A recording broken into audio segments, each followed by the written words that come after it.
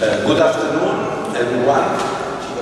It is my pleasure to open this afternoon with the seminar of a big shot, big guy, Alberto Forchielli. He has generated probably the most important investment fund regarding Europe and Far East.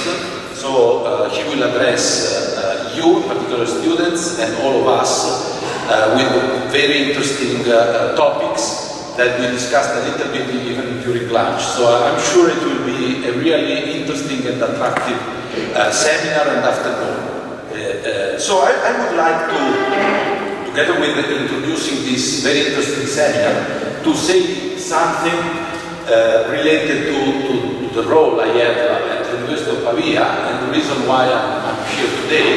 I'm Vice Rector for Knowledge Transfer, which basically, especially in this framework, means relation that university has and develops with society, with companies, institutions, so whatever is meaningful and important apart from teaching and research. So what I would like to say, I try to say every time I have an introduction and introductory remarks, to say something about the programs that we are developing and few ideas that we want to propose in this university. So today I will cover two things that are of interest for students in particular, but not only for them. And those are, the first is a program that we are, it is growing up, and we have set up 2 years ago, and it is an exchange program regarding research and experience in companies that we have from Pavia University and universities of the Boston area. So this program is allowing an exchange regarding professor and PhD students. The second program, where I will tell you a few things, is a new initiative that we will propose from the next academic year, and it is related to a new path for the master or laurea magistrale in Pavia.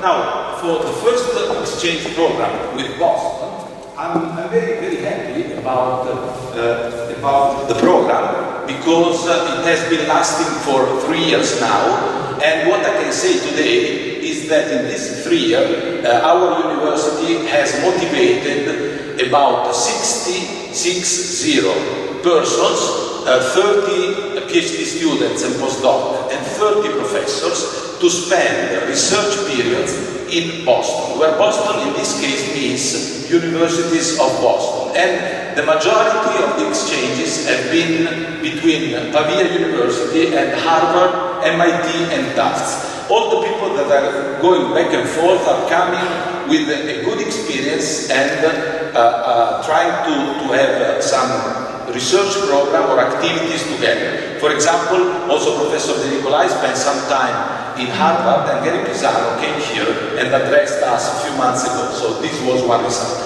Moreover, we are also hosting 30 visiting professors, still from US universities, that are teaching to our students during these years. So overall, almost 100 people have been exchanged, and this has been a program set up by our university. So this is about the first.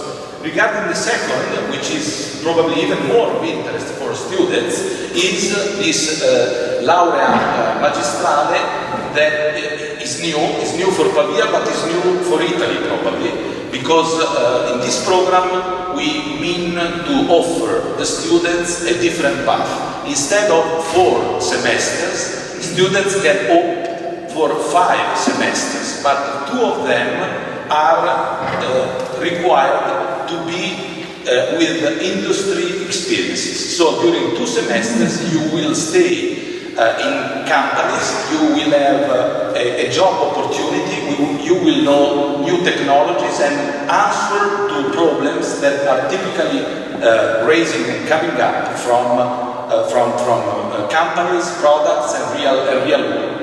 So our idea is integrating the academic teaching together with the experience and knowledge that you can gain from campus. And the idea is motivating the students to have this period when they are still studying. So we want them to have the experience, then come back, and we will not in any way reduce the amount of courses and knowledge that all the students are required to know at the end of the laureate degree. So there are several other details, but I wouldn't go in those details because what I wanted to focus today was the idea, the new idea, and I hope many students will have the chance to take this opportunity that University of Pavia is proposing you. So, and I did want also give an idea of what it means,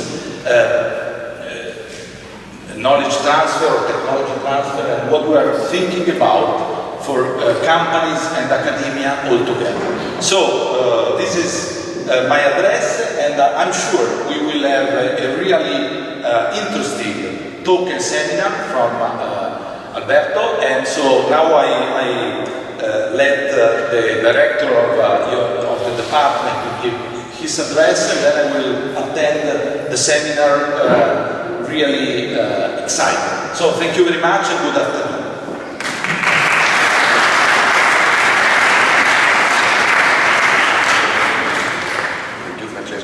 I am Giorgio Rampa, the Dean of this Department of Economics and Management Sciences, and I'm proud to host today such initiative with Alberto participating and giving us a speech, a very interesting speech.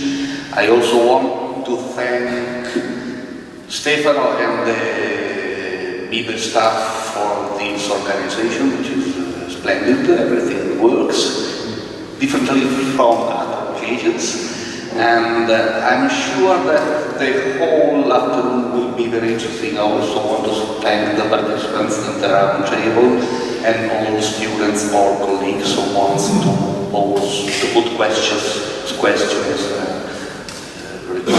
In the end, I don't know whether Alberto likes to have interruptions during the talk.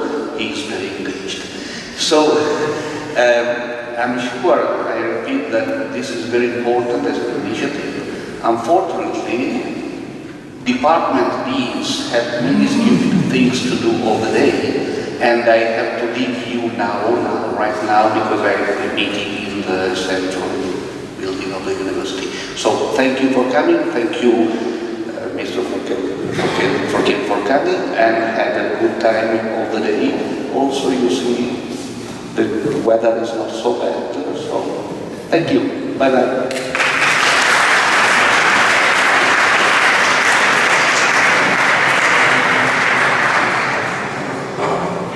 Thank you so much.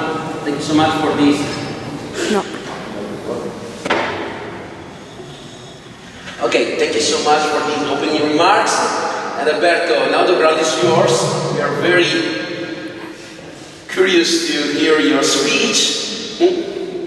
So, sorry for the audio, because the location is nice, but the audio is so and so. But I know that words are more relevant than our issues. Thank you.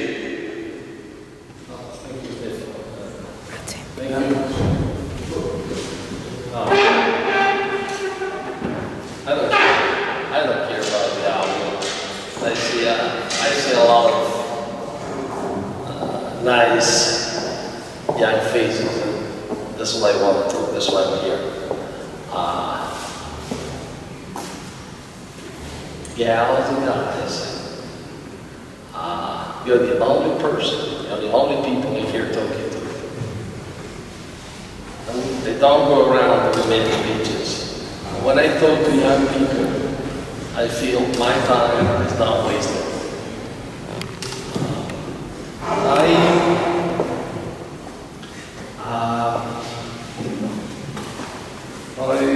started university, economics, At that time, I was in Commerce in Bologna. I was in 1975. Graduated in 1978. And I had this big urge to see the world, which I think most of you do too.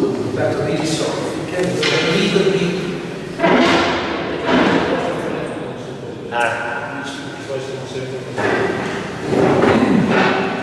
Then I think, hold on a second. They call me big. I am big. And I'm telling you, I'm real big. I can't deny that.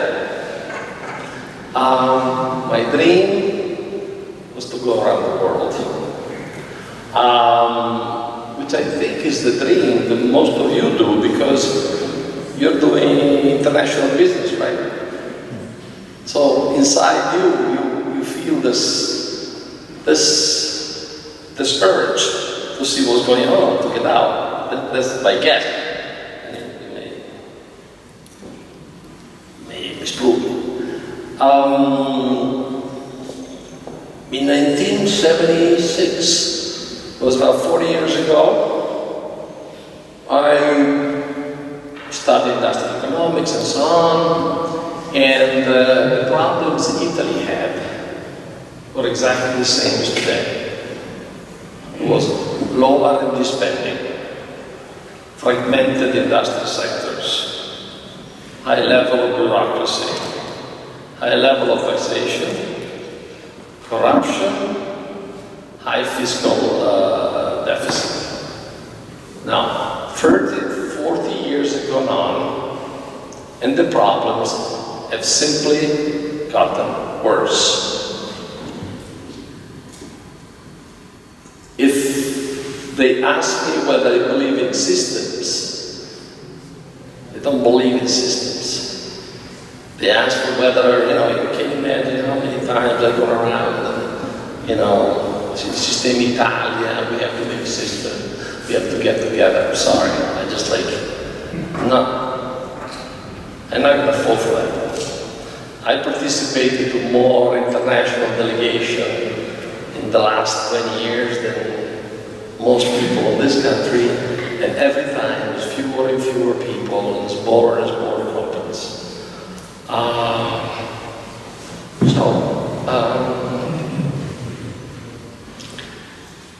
I don't believe in throwing myself at changing the system.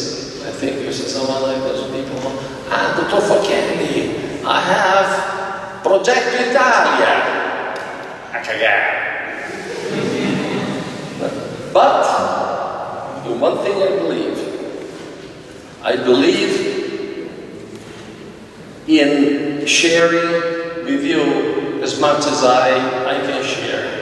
Honestly and truly, I believe if at the end of this day, I made a difference for only 10 of you, and there are 3 concepts, or 2 concepts that gone through your mind, that have imprinted your mind, that was worth my trip.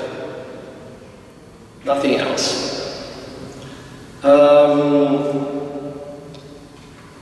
I feel close to what you're studying and what you're about to do, because I've been there.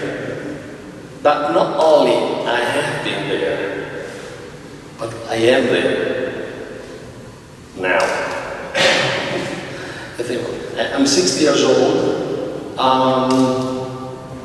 I lived all my life doing geographical arbitrage. I spent the first half of my life teaching Europeans how the Americans do it. Oh, this is much better, right? I made money telling them Americans do it this way. And that went on for about 20 years. I spent the other 20 years in Asia telling Europeans all about Asia. That was simply arbitrage, geographical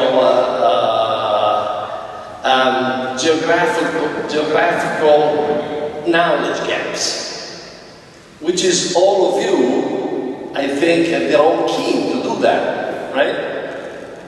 Because international business is what it is, right?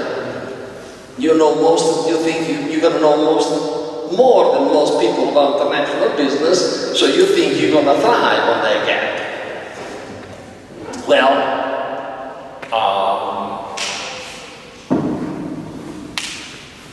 that is the point we're gonna need to touch. Because I don't think geographical arbitrage in a globalized world is enough. And you've got to be ready now to do more. I mean, you have to get your degree on time and with the highest possible grade. That's not finding an excuse not to study. Once you're doing that, you're just starting. And you've got to move on to something else. Having said that, I prepared a talk. I would like to tell you a little bit about what's going on in the world around us. Then a small piece that could be, we could decide to move it later, about what a post-election in the US would mean to all of us. But that could be a part of the Q&A session. And then I want to get down to in detail to tell you why geographical arbitration ain't enough as of today.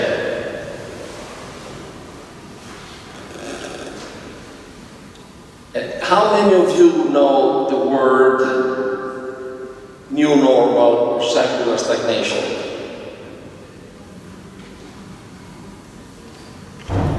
Well, this is the new paradigm. From several corners in the world, these two concepts are emerging very, very powerfully and remain unchallenged. Basically, economists, politicians say we're going toward a decade of very low growth.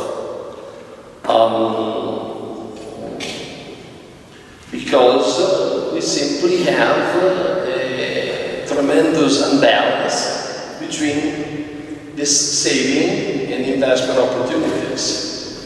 Cost of money is very low, as most of us know. You can, in theory, how much do you get in your savings? 1%, 0.5%, maybe negative. I mean, money is cheap, but in spite of that, investment is going down. It's going down in the US, it's going down in Europe, it's going down in China, it's going down in Southeast Asia, it's going down in Japan.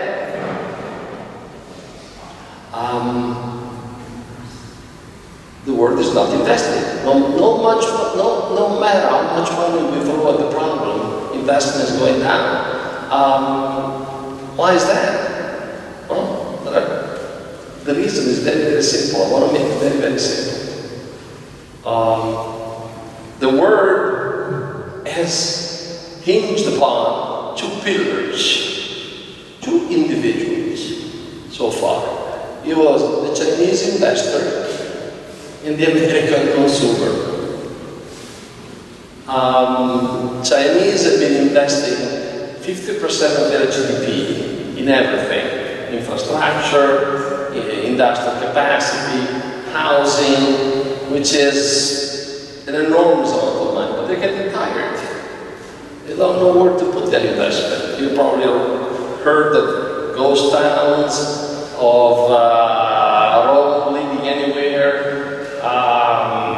35 kilometers of high-speed trains.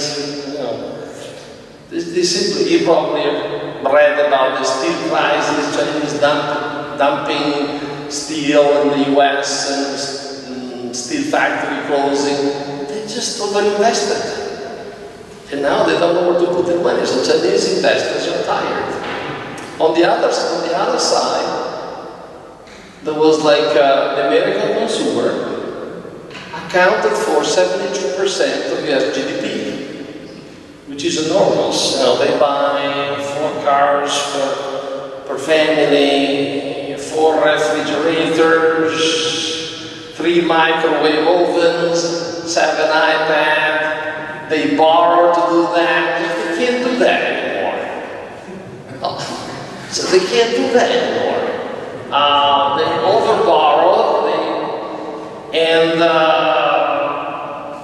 plus there is just this increasing inequality. It's not a subject I want to get into that with you now. You've probably heard of this issue of the middle class disappearing. So the problem is, the people who could buy were the people at the bottom of the pyramid. They would, but they couldn't. They couldn't because they haven't got the money. The people at the top of the pyramid have so much money, they have no idea what to buy. That's as simple as that. In the middle of all this, we Europeans have been fairly irrelevant. We don't consume much, we don't invest much. We are stuck with our orthodoxy of not spending public debt. Most European countries are over-indebted. That will be our case. Some other countries think that it is a great privilege and is a duty, is a moral duty to have a balanced budget. So we don't seem to get out of these two absolutely conflicting views of Europe. So we are stuck. You know, growth is 0 something. We are stuck. We're sort of irrelevant. Japan has a set of different problems, one of which is the demography. But that's, so it's not that Japan is consuming or investing much, am I right, Doctor? Then we have the myth of the emerging markets. Remember, emerging market, we're going to come out very strong, we're going to do all this. No, the famous BRICS, Russia, South Africa, India, and this and that. The problem is emerging markets have been thriving on 2 elements. The never increasing volume of commodities. You know what commodities are, right? Commodities: coal, iron ore, soybeans, all the way up to oil. Wheat, whatever. China was a very capital-intensive economy, an 11 trillion economy. They would buy as much copper, as much iron ore that was possible around the world, and then all of a sudden they stopped. So all those countries that we view as the promised land, all of a sudden went bazinga. Not simply the volume came down, because the Chinese stopped buying more, but the prices went down. Look at Brazil now. Brazil, let alone Russia. Let's look at Saudi Arabia now. Saudi Arabia is going to the bond market to borrow because they don't have enough money. They are privatizing their oil company because they need money to restructure their economy.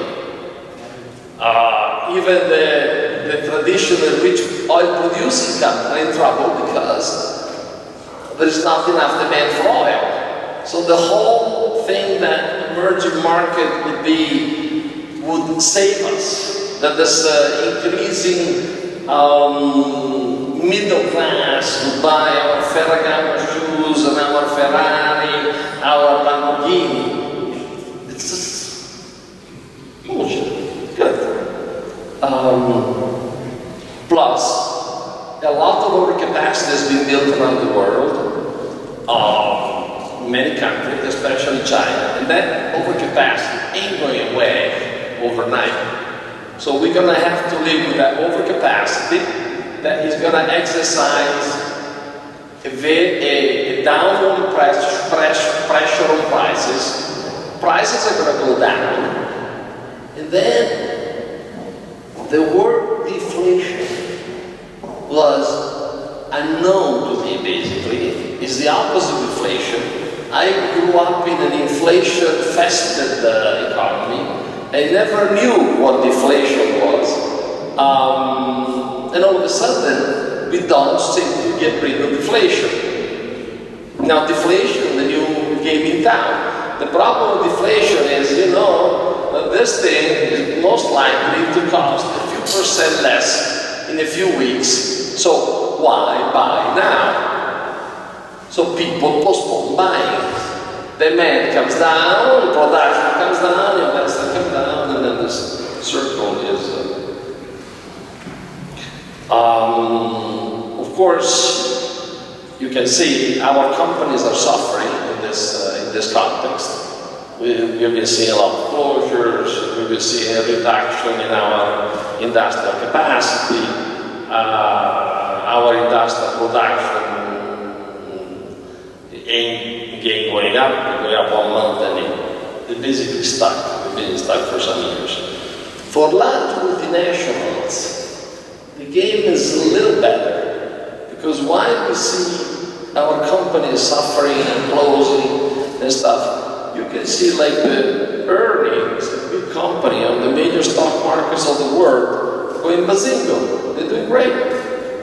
Multiple on the New York Stock Exchange is 17, is one of the highest ever in the post-war period.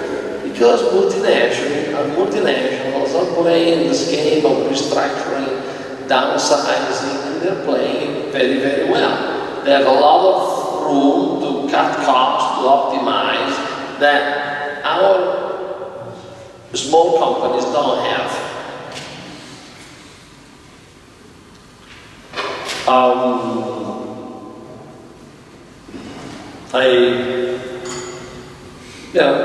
I can touch this point. Our medium-sized company, they have the second challenge. They've done pretty good in the past few years because they moved across Europe. They handle Latin America pretty well. Large Italian community, easy to learn Spanish, so it's okay. They moved there. They moved to the Middle East, North Africa, all these Arabs by the end of the day.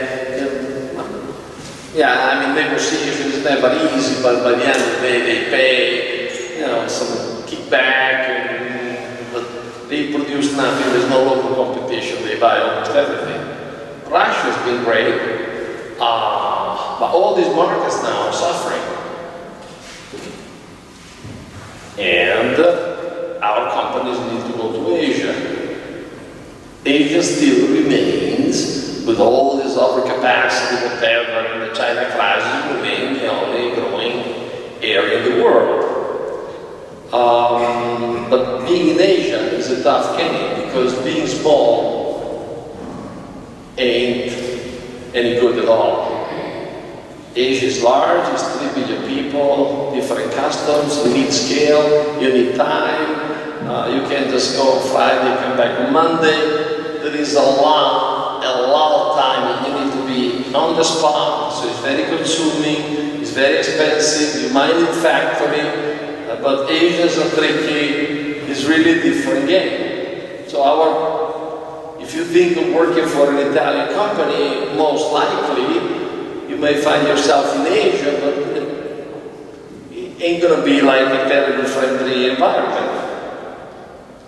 And at the same time, Asians, with all the problem, will keep coming, because they travel light. When you're born with 2 aging retired people on your back to support. You're born with $50,000, $60,000 of foreign debt. And then you have to fight an established workforce that over the years have been able to accumulate a lot of privileges. So if you're lucky, you get a stage, you get some temporary contract, whatever, I don't know what the job act. When an Asian guy is born with no debt, no welfare state to support, no flexible labor law, in a market that, however, required booming infrastructure investment, with favorable demography. So these Asians are coming up. So most likely, as you pursue further what you're studying, you're going to need to fight, you're going to need to face a very competitive Asian competitors and a very challenging Asian market. Unusual thing that has been said that China will melt down. China will slow down, but China will not melt down. They have, is an 11 trillion economy, they have 4 trillion debt. They can borrow up to 100% of their GDP. They can borrow 7 trillion. With that 7 trillion, they can fix the banking system. Plus the Chinese, all the big companies in China are owned by the government. So all they need to privatize is 3% of 2-3 companies, they're going to be fine. So don't count on the world flipping around and on a China meltdown. That ain't going to happen. They will keep coming, they will keep buying us, and the more their economy is going to go down, the more they will divert their cash to buy what we have. So the more we'll have to face a China world.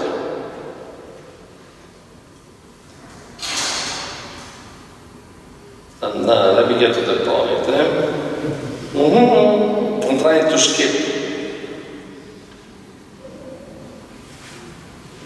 Another interesting, there is a debate in the world which says China will not be able to innovate because some people say, because unless they open politically, unless there is an open speech, freedom of speech, and opening up, there won't be able to be innovation. And then there's another group of people that says it doesn't matter. I mean, innovation can go beyond that. You don't need to have a democratic process to innovate. I happen to belong to the second part of the narrative. Their productivity is growing 5-6%. They're the largest robotics market in the world. And I can see every day, having lived in Asia for the last 22 years, I can see every day our competitiveness, the competitiveness of our company, eroding vis-a-vis Chinese and Asian companies. And the most successful of you in international business will probably be working for multinational companies. I go often to Singapore. I live in Singapore. 22 years ago I moved to Singapore. And there was the Italian community. Singapore is known as a multinational hub. You get yourself to Singapore, there is a rule of law, it's a very nice place to be, very safe, very clean, so people put the headquarters in Singapore and go over. Well, at that time, there was a direct coincidence. You are Italian, you work for Caffè Lavazza. You are Italian, you work for Fiat. You are French, you work for Peugeot. Now, I'm vice chairman of the Italian Association of Singapore. The best and brightest are working for multinationals, for foreign multinationals. Because Italian companies have not grown enough, most of them have been sold, most of them are going under, And if you're successful, you will be hired by multinational companies. And that's something you really have to live with it.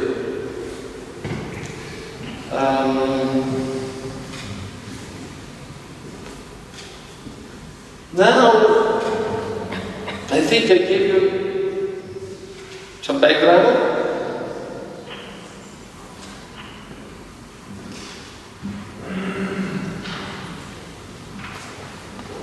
Let's talk about you.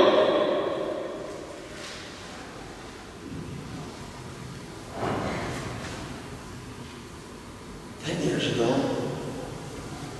years ago, I opened the Shanghai office. I had a Chinese staff,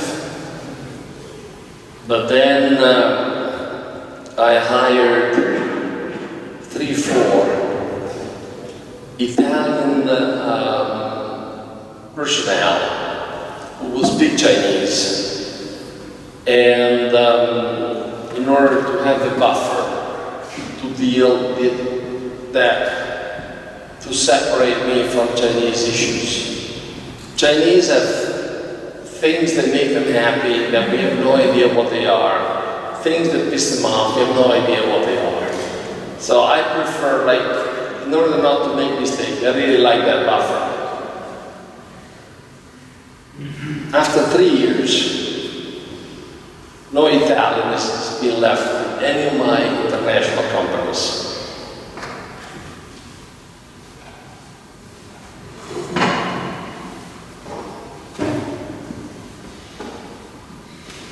The fact is, there are a lot of Italians who think that learning Chinese is going to give them great opportunities because China is a new word, right? But there are a hell of a lot more Chinese who are learning English. What do they care if you speak Chinese? They want to speak English to me. They don't want to speak Italian to you. And now we are at the point where, like, Italian companies going to China, they don't want to hire Italians, they hire Chinese. Because it's more direct, also because Italians, you know, there's maybe after a while they get sick, they want to go home or something like that. So they learn the trick and they want to hire Chinese directly. Fortunately, there are Chinese companies that are waking up to the problem and they want to become international, so they like to hire Italians. So now the game is completely different. Now they call me, oh, my daughter is studying at Ca' Foscari, knows very well Chinese. No, you've got to find a Chinese employer. And ain't that great to work for Chinese, but that's what it is. Basically, in a world that is globalizing, but everybody's talking Chinese or English, we are seeing all the same news, we're reading all the same newspapers, we're watching BBC and so on. Being expert in international business doesn't make that much difference anymore. I'm really sorry to be here to deliver this message.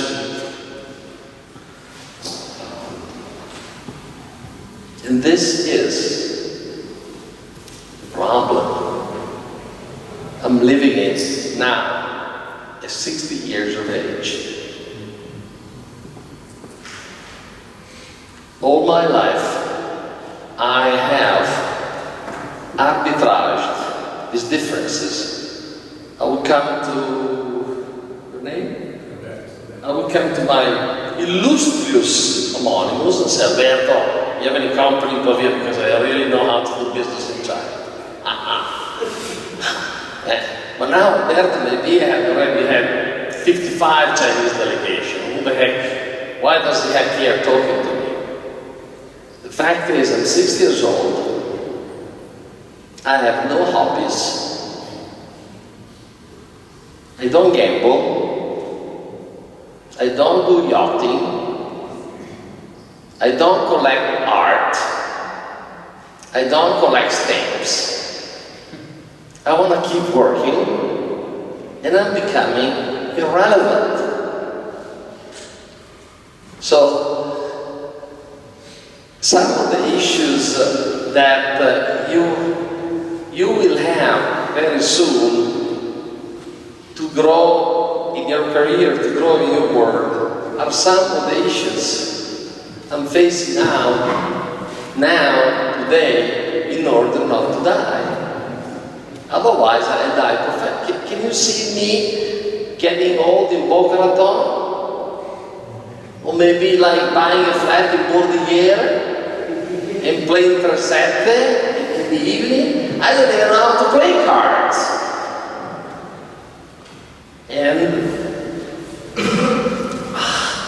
the fact is, there is one area that has become dramatically important, and is going to change our life for real. And that is technology. Very soon we will have personalized medicine. You know what personalized medicine is all about? You know how it works? You get into a hospital. Let's assume you have a cancer. Oh, by the way, there are 300 types of pancreatic cancer. You think it's one? There are 300. They will get your pancreatic cancer cell from you or your DNA. They will grow it separately in another lab and figure out, give you your genetic composition, how to work with your genetic code and maybe with some other external chemical substance to find the combination that works with the particular cancer you have. And when it works, either on the mice or in the culture, we'll put it back to you. The difference between buying a Lubian dress in the store or going to a tailor, this whole world is coming, is going to change the whole thing about health is going to be dealt. Not to talk about artificial intelligence. We all know about artificial intelligence, what it means. The trouble with artificial intelligence is that the job of the artificial intelligence is most likely to eliminate intellectual jobs, not blue-collar jobs.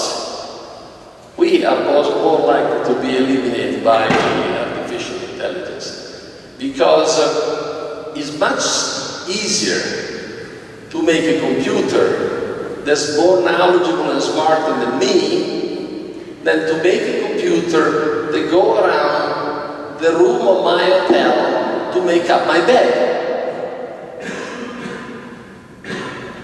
Okay? So, that's another example. Then, you know all about social, the impact of social network, how that is disrupting the media, I have a whole list of nanotechnology, the new materials, the shared economy that's disrupting the hotel business. I mean, everybody now going somewhere, I go Airbnb, thinking Uber now, we are resisting Uber here, but the rest of the world is all Uber. I don't drive a car anymore. I just simply don't drive it. Because Uber is so damn cheaper. I hope there's not my driver. Where's my driver here? Stephen, where is Stephen? I hope he's not here, otherwise he's not going to take me home. No. So, I think in the soul, I think you've got to be good very soon pick a technology development that interests you and become very good at that. Because your degree would not be enough. Be an expert in shared, and you still can. You know, my problem, at some point I was like sick of my stuff and I was trying to do something and I really like biomedicine, and then I started trying to learn about biotech, and I started buying a book at the age of 60, and then I even considered enroll myself into Harvard to learn biotech. I'm too old, I don't get it. Well, this is a drama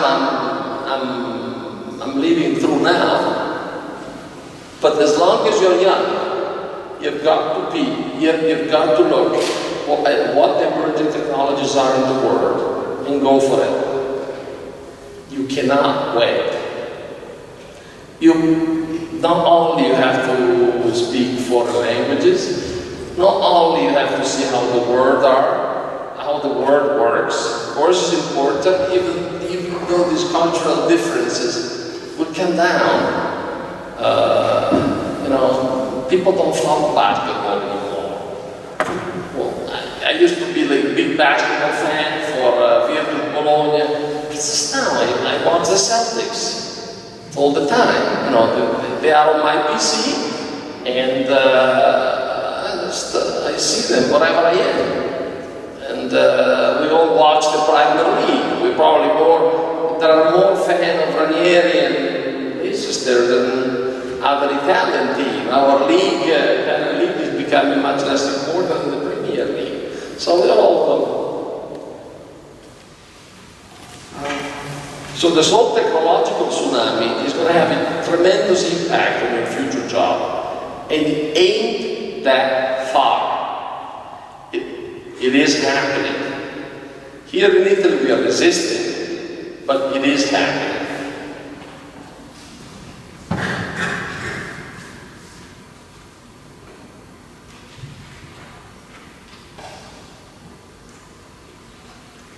And it ain't happening in a distributed and way.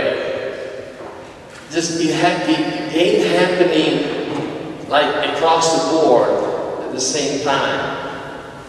Yeah, the impact of it, yes. I mean, everybody has smartphones, and now there are billions of smartphones. Everybody can afford a smartphone and access from chat and whatever, and see and watch BBC and so on. But there are places in the world where this technology born. There are innovation ecosystems where some particular condition make it possible for the technology to be invented, thought of, made it practical, make it viable, finance it, and bring it to the market. There are a few, and these ecosystems are no longer countries, are cities. And you're going to have your mind on these cities. It's going to be Silicon Valley. If you want to know what happened, I don't mean you have to go to Silicon Valley, guys, gals and guys. There's a nice gal who smiles at me. Has been smiling at me for some time. Doesn't mean you go to Silicon Valley. Nobody will have time to talk to you. Nobody will have time to talk to me. I mean, those guys are running all over the place. They're too busy jumping from one startup to the next. But you've got to pick what you look and what you follow. You've got to pick where in the world you're going to get the most knowledge the fastest. And ain't going to be Corriere della Sera. Ain't going to be Repubblica. Okay? Because the first page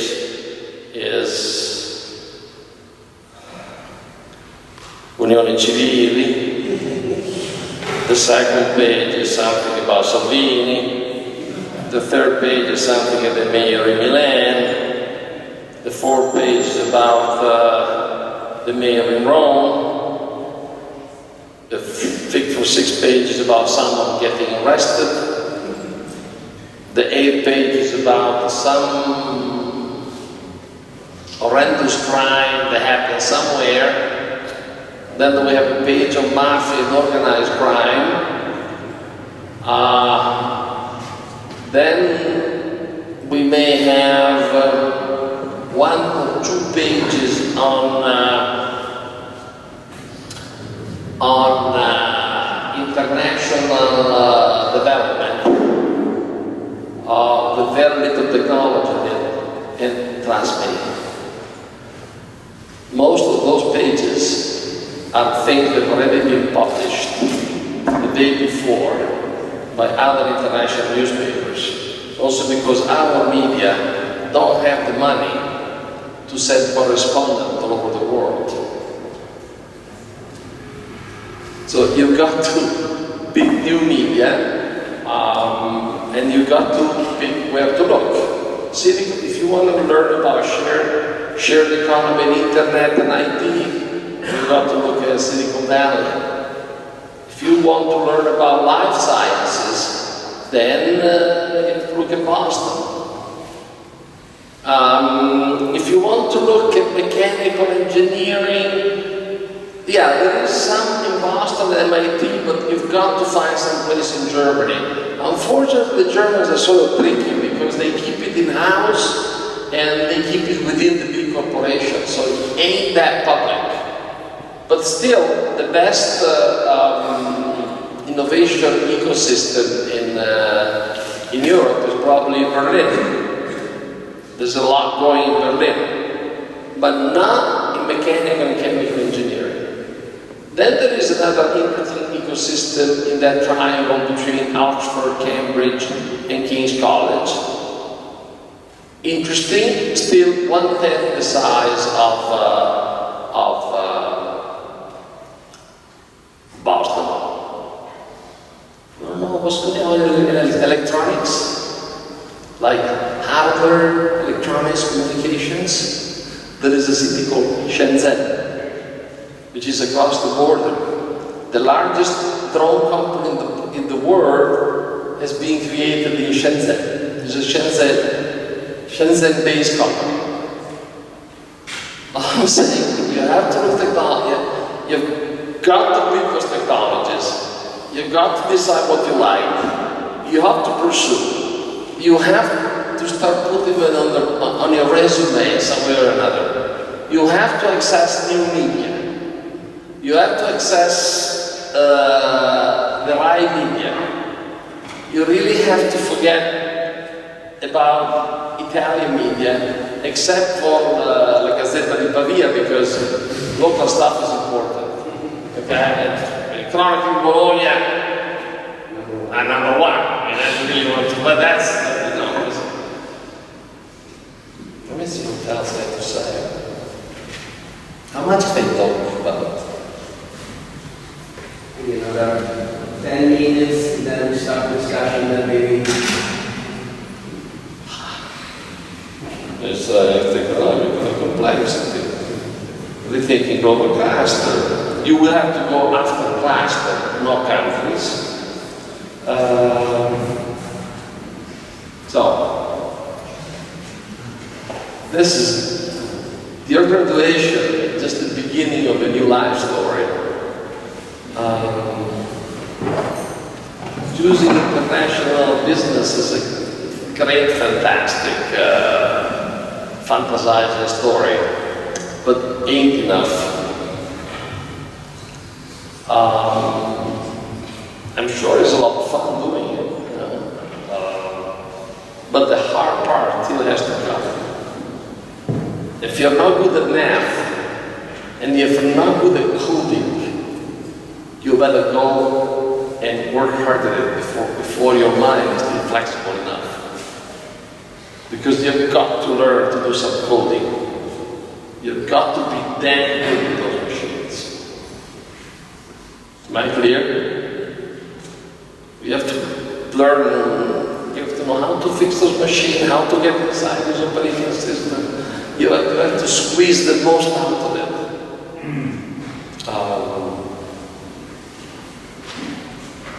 Try not, if you are falling behind in math and science, pick it up. The new jobs in the world won't be lawyers. Lawyers will most likely be replaced by machines. And the same is true about doctors. Because what about a computer? You may as well, you get your DNA done, you get your test done, you feed it to the machine, you get the reply. And probably the surgeon is a robot. So he cannot get drunk.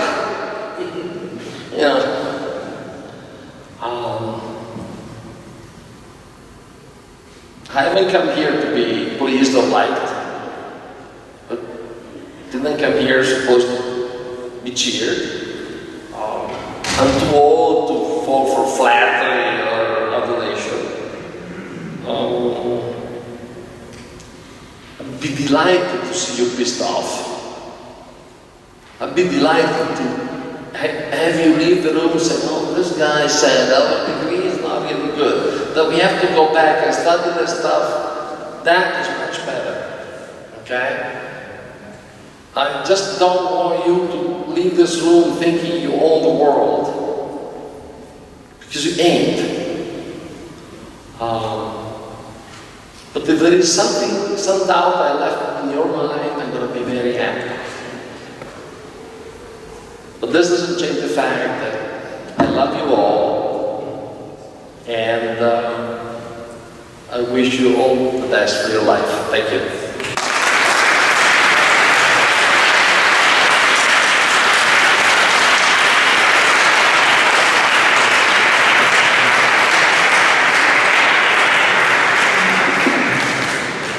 Thank you, Alberto. Your speech was full of insight. You also challenged some of our cornerstones, but that's very good for the improvement of our work for students. Let's start with a brief discussion with the special guest of our roundtable, and then the agenda. Consider a session of question and answers. So Alberto, be ready to be in the corner out of a number of questions. I would like to start, if you like, with a comment from what you heard from Enrico Cortelloni. No? Yes. You're right, that's a good idea. It's a matter of being kind. You're right.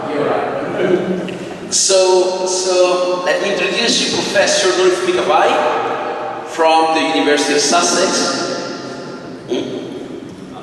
Does it work? It works. Thank you very much. Okay, Dolph Mikavai is a well-known professor in international business. So thank you to be here today. Yes, thank you very much. What's your feeling? What do you have? Well, first of all, it is my pleasure to be here, and thank you very much for coming, and thank you very much for your insightful presentation. Yes, thank you. My comment, yes, we are living in the age of globalization. This kind of age will continue, which means that the age of de-internationalization will not take place. In other words, we have to really adapt ourselves to changing environments. Because nowadays, everything is very internationalized. We use different kind of, we use similar products. We have iPhones. We drive Toyota, for instance. Everything is very much internationalized. But again, I wasn't really so, agree with your comment that international business doesn't matter anymore. And yes, but still, in the case of China, for instance, yes, many companies went to China to take advantage of difference, let's say, a labor cost or a land, etc. But I think still some companies taking advantage of that. At the same time, many companies try to use China as a very important sourcing platform and market platform. So many companies try to connect Chinese business units, to the rest of the world. And many of the companies have already shifted their R&D divisions to China. And for instance, the case of Japan, they have set up their own regional headquarters in China. So, to some degree, I agree with you that many companies stop, arbitrage difference in labor costs and etc. But I think many companies still try to take advantage of the differences in the world. And I want to say something, other things. I think most of you are very, very international, and I'm Japanese. I used to study in the United States, and as I got my PhD in Germany, working for the UK. I think this is the future of you. In other words, there are opportunities everywhere. But the basic point is that if you have core competencies, strong competitive advantages, you can gain any opportunities. So I think I want you to really take a look at your competitive advantage, but at the same time, nowadays what is very important is not competitive advantage only or comparative advantage only. I think you need to have very strong absolute advantages in competing in the global market. And other things, when you think about the emergence of Chinese firms, when you take a look at the global Fortune 500, now as of 2016, we have probably 120, 130 Chinese firms are listed around in the top 500. 1990 was none of the Chinese firms were there. In sharp contrast, Japanese firms, for instance, we had a lot of Japanese companies ranked in the top 500, but now we have 60. So people think that many Japanese firms are losing their competitive advantage, but I do disagree with that because obviously, when you take a look at Thomson Reuters Global Top 100 Innovators, out of 140 Japanese firms are ranked. In other words, Japanese are very much good at spending a lot of money on technology. But at the same time, we are not really good at selling our products, marketing our products. This is a kind of huge difference between Japanese firms, Chinese firms, Korean firms nowadays. So, yes, I would like you to really take a look at the world very critically, because sometimes the media provides you very wrong information, but I want you to take a proper information on your own. And yes, this is my comments, and I want to say many things, but the world is changing due to aging, low fertility rate, and Japan itself is kind of front runner in terms of aging problems. But Italy, most advanced countries have to really, deal with this issue. And emerging economies are growing, and we have to deal with resource stress, climate changes, and demographic change. So this is very complicated. Thank you.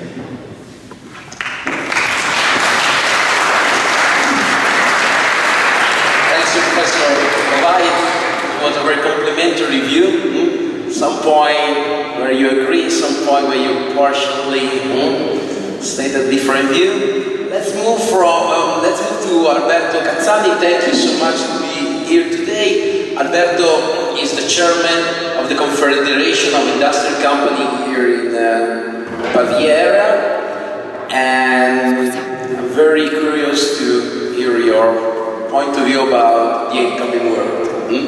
The comment. Thank you, Stefano. Grazie mille. Thank you for inviting me here. Thank you to Alberto and his words open our eyes to the critical point of the world, but also to the opportunity that the world gives to us, to the firm, to our industry. My point of view is the point of view of a representative confederation of Italian companies, Italian firm, and maybe even more local company if you want.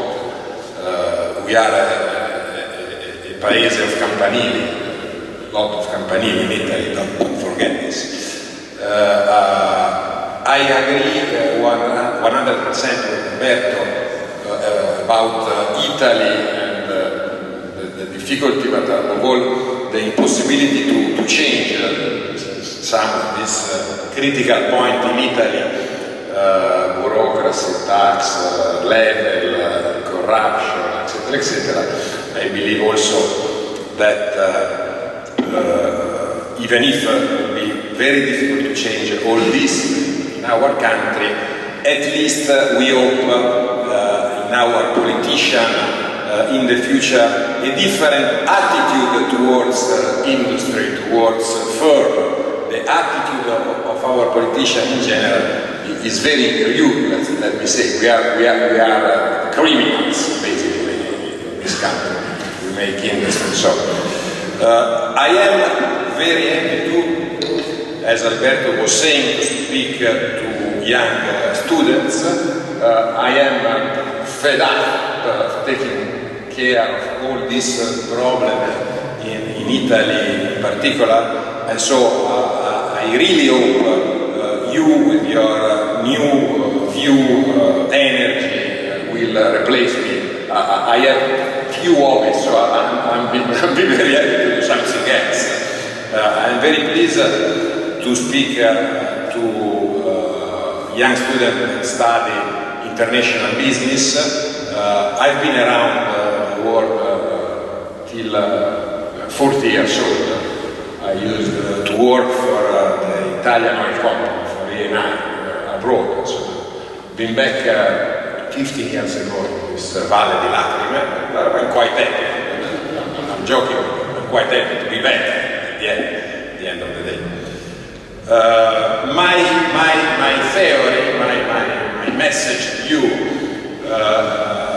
would be an acronym that Confindustria said that is BBF. Do you know this acronym?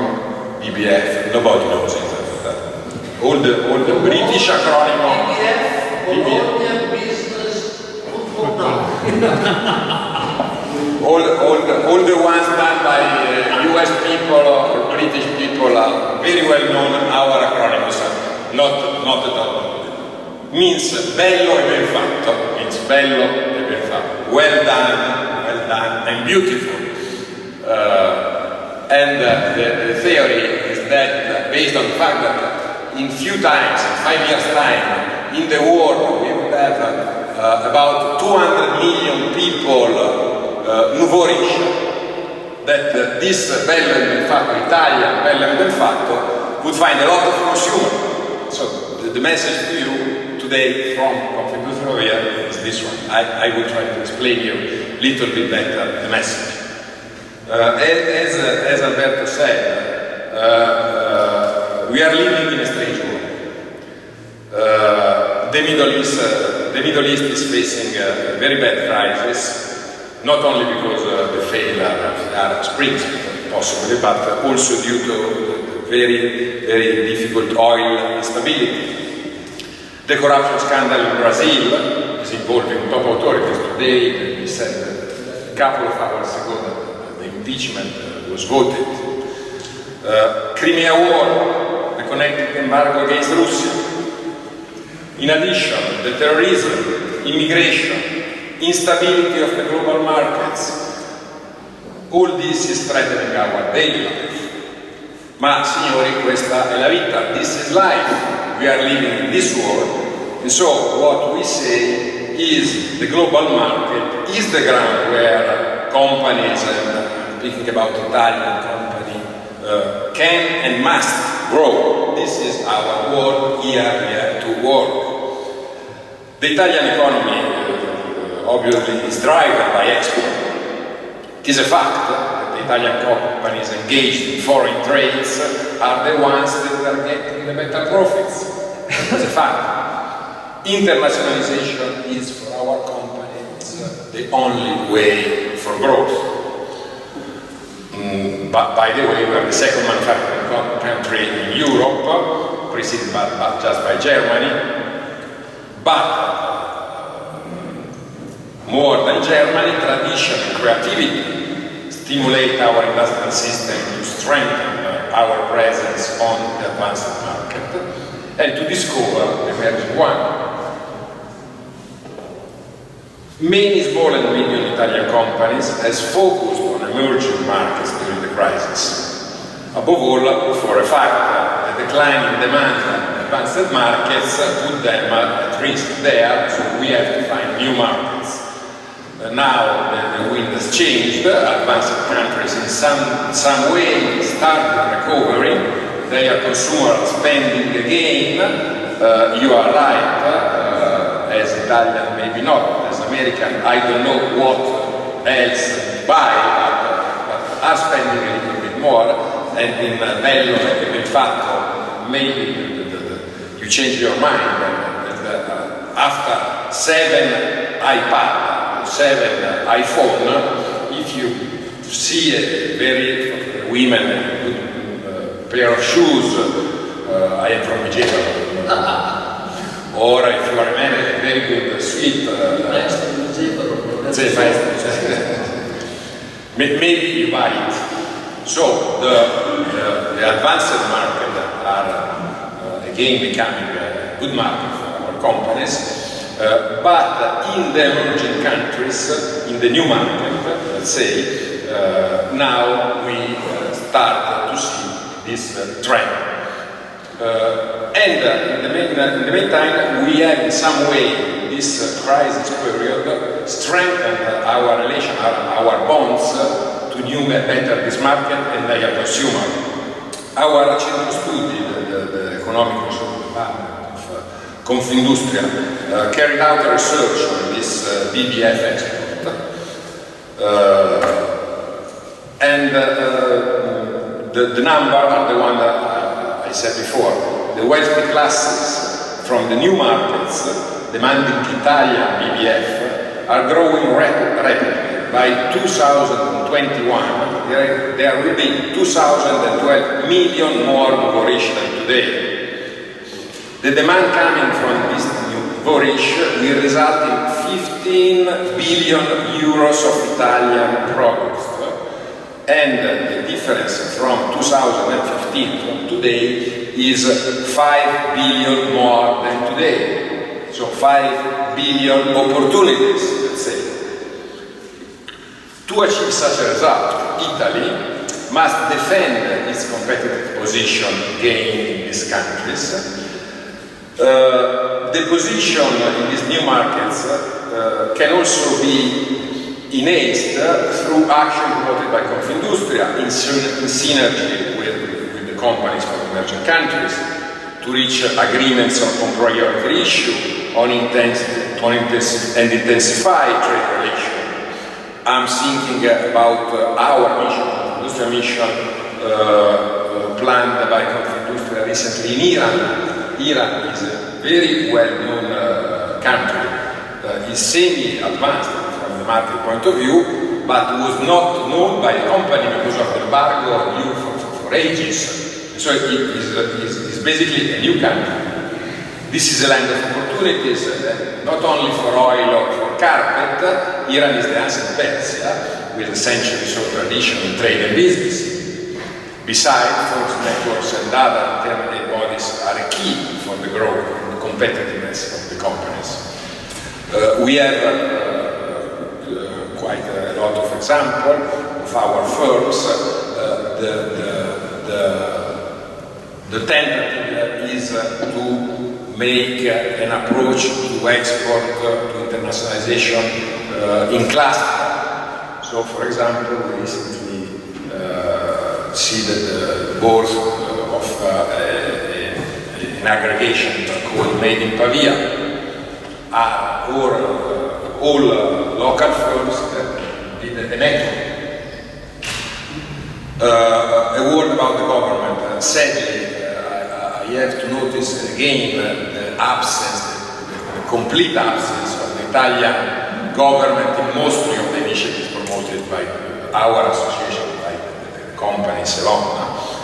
And I really hope that Carlo Calenda, I believe he's a really smart guy, he was just appointed in the Economic Development Office, could change his path.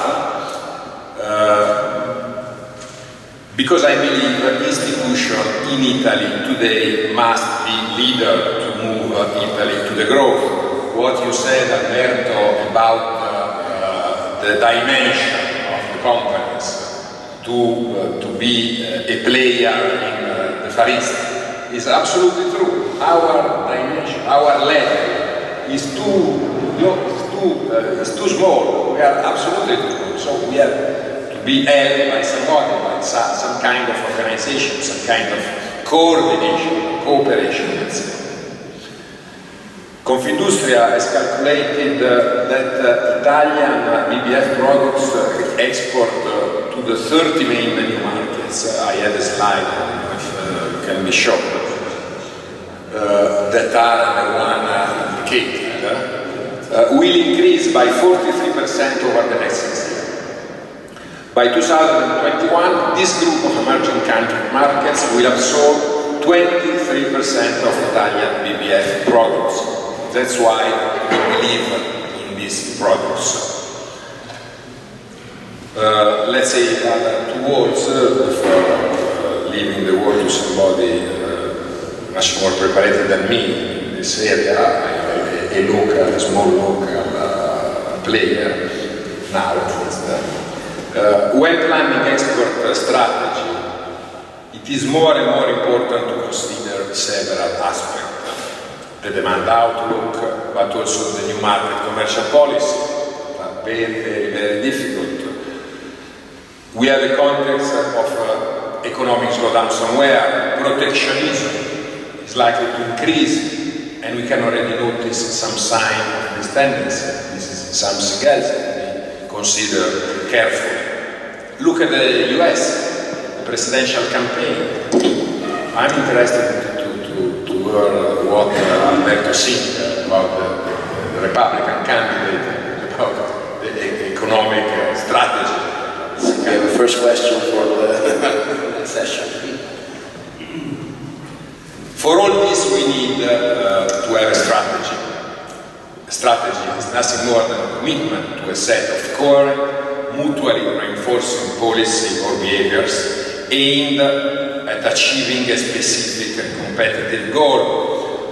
Good strategies promote alignment among diverse groups within an organization, clarify objectives and priorities, and help focus efforts around them. Confindustria Pavia strongly believe that a good strategy requires a choral intervention of all productive forces. This is what we call industrial policy. This is our model done with the University of Pavia, that is called Pavia 2020, the local industrial value chains. Our chains identified in Pavia are agri-food, health, footwear, creativity and culture, energy, green economy, logistics, IT, and advanced manufacturing, digitalization, or what you said in the second part of your speech. Pavia 2020 represents a new approach to an industrial policy. We believe it's a smart approach based on knowledge and innovation. It's a strategic frame useful by each company to define its own strategy into the global markets. I think it is important to underline that we live in the second manufacturing country in Europe, and Lombardy must be proud of being the first industrial European region. For this reason, industry, or better, industry 4.0 must be the keyword of our international strategy. Compared to the past, forecasts up to 2021 show a more diverse picture. At the end of 2016, the United Arab Emirates will become the leading emerging market for Italian BBF, overtaking Russia, and will make the greatest contribution to the Italian BBF grow export to emerging countries, followed by China, not Russia again. So, where should we turn to now? This is the big question, and I'll be very pleased if you, Alberto, reply to this second question. Because there are not only the BRICS countries, the present geopolitical scenario teaches us that a good market needs a stable period. This day, we are used to read in the newspaper about the and tea, Mexico, Indonesia, Nigeria, and Turkey. Several companies based in Pavia are making good business, especially in Turkey. But here we cannot hide the political showdown, a clear sign of domestic instability connected even to terrorism and immigration from Syria.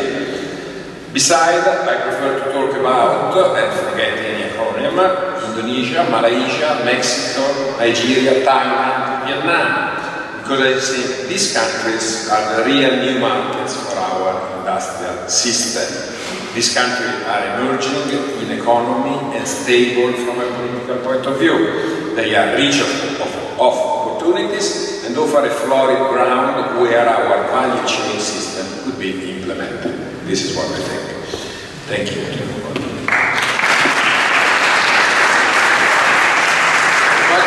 Thank you so much, Alberto. These are the view of our local industrial companies, local environment that would like to grow, and which is facing a lot.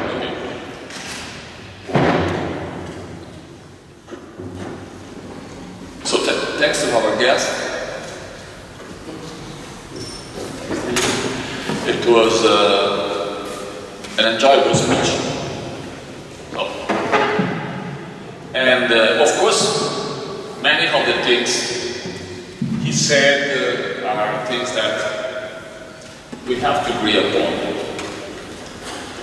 Of course, student, you have to look at the international context. You have to read probably foreign newspaper, international newspaper, or read on the web the news. I used to leave the copy of my Financial Times when I have read it at the bar, hoping some student will have a look. But I noticed that after 15 days or 3 weeks they are still there. So maybe it's an index of success, or maybe it's an index of something else. So of course, you have to be international, more international than my generation. Of course, approximately I think some 100 years less. If I got your point. Of course. Well, of course, we must agree on the fact that in some places in the world, something is happening relevant, and it's not Italy. For the moment. Of course, we must agree on the fact that Silicon Valley is setting the standard of medicine, that Boston is relevant for the reason you told, and so on and so forth. What I want to discuss, on the contrary, is about the expression you mentioned before, fare sistema.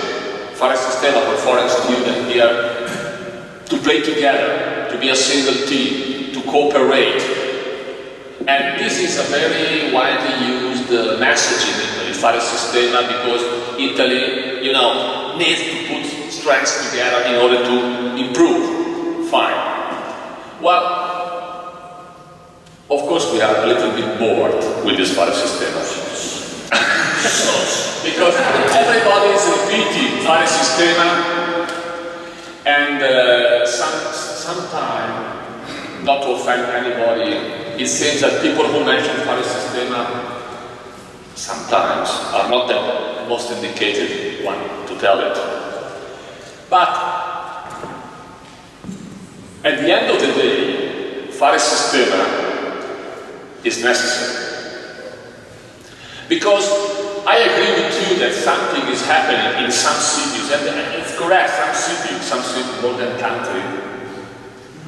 The US is a senseless expression. You have to mention the Silicon Valley or Boston or whatever. So not the country, but single cities, single places, more delimited places. But these things are happening in these places, even because somebody has created the condition for things to happen. So I'm not sure that it is useless to have some industrial or economy, okay? Industrial economy. So some subject, I'm looking at my Japanese colleague, the need in the 60s, in the 70s, in the 50s, 60s, and 70s was the relevant subject to dictate the policy, industrial policy in Japan. So I'm not sure it is useless, to tell the truth. I'm sure it is maybe useful, so we can do something to make things happen even in this country, probably. So we are looking now abroad, but there is something we can do. Of course, the list of the conditions is very, very long at the moment, but something can be done. Another small point is about what you told on technology. Good. You are students who study management, basically, broadly speaking, management. Technology is crucial, but technology is not yet a product, it's not a market, it's not a firm. So, I don't want to tell a good word to our student in order to receive something in exchange, because I don't need anything in exchange. But, you know, there is the managerial point of view, the managerial added value that can put it together and create something.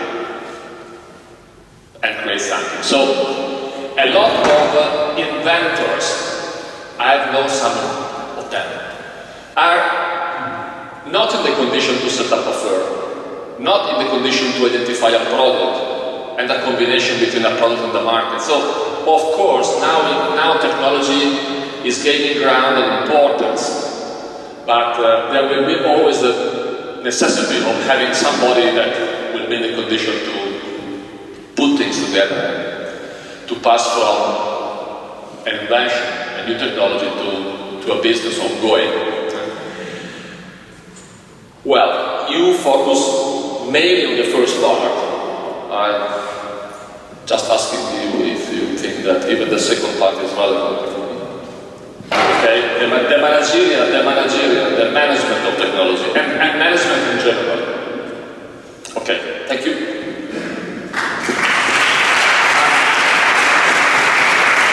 Thank you, Enrico. I guess that Enrico, I like that a very, very relevant point, meaning that technology is relevant, but technology is relevant even in terms of integration between business and technology, which is a partially different view. Alberto, would you like to add something before to start with some question? Do you have some comment about what you have heard? No, I can't wait to answer the questions. Right. But Professor Norifumi Kawai, you said that some things he agreed with me and some things he disagreed. Maybe. Arbitrage. So you think that... I think still arbitrage matters. It's possible. I think in your case, I think in your context, arbitrage means probably the difference in like labor costs when companies enter the Chinese market. That's true, or something else. Arbitrage, what do you mean arbitrage? Arbitration means cultural differences, that kind of stuff. I mean, you know, be able to, of course, I mean, yes, it does matter. I mean, I had to give these guys a yes. so I had to make a very strong point, but you're right. Arbitration still matters in China. Basically, yes, I've been twisting the concept a little bit in order to keep your ass, okay? Arbitration still matters, but don't think that you're going to go to China and sell wine because you stay there, you need the wine distributor. I've seen thousands of guys trying to go to China and come back with broken bones, okay? I really also have to say this, okay? Because the word Chinese are already flying here to buy wine, Italy is full of Italians who go to China trying to do something and they live a life of misery. Okay? That, you know, it is right.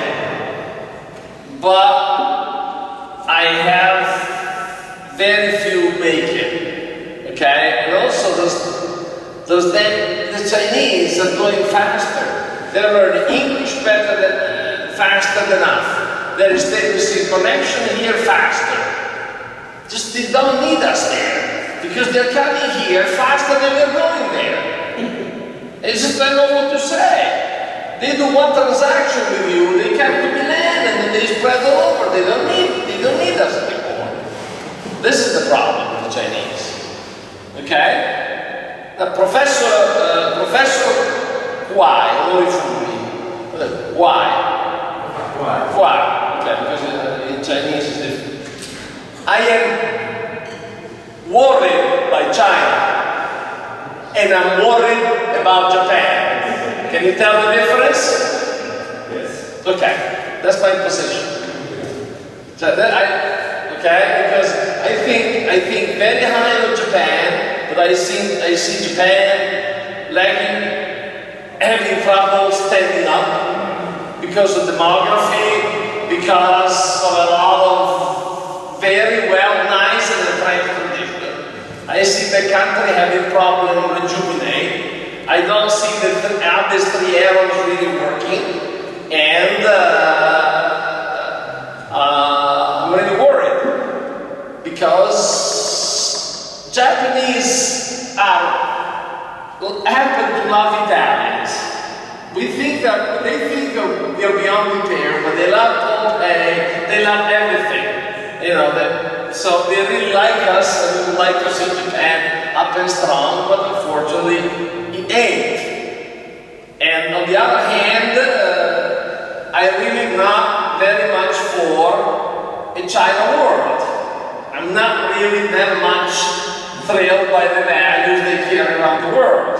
So I would like to see a strong Japan and China, but I'm worried that Japan may not be up to it.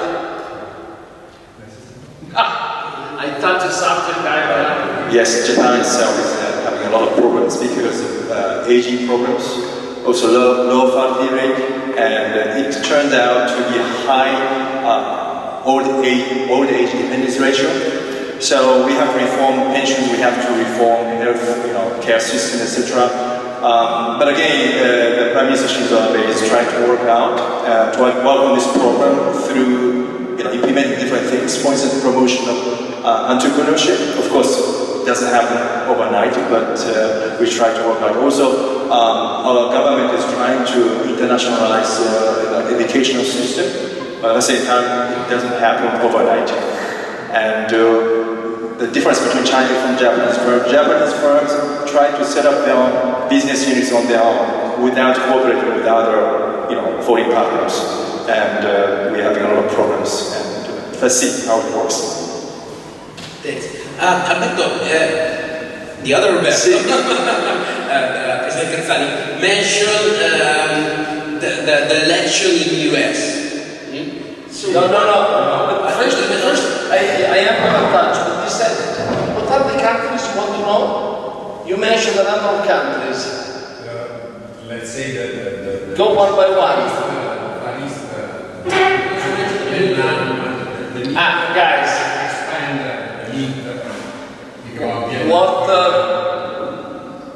Vietnam is one exception. But the so-called Asian, which is the collection of Southeast Asia countries that are like Malaysia, Singapore, Thailand, Myanmar, Cambodia, Laos, Vietnam, Indonesia, Brunei, and Philippines. They go if China goes. If China doesn't go, they don't go.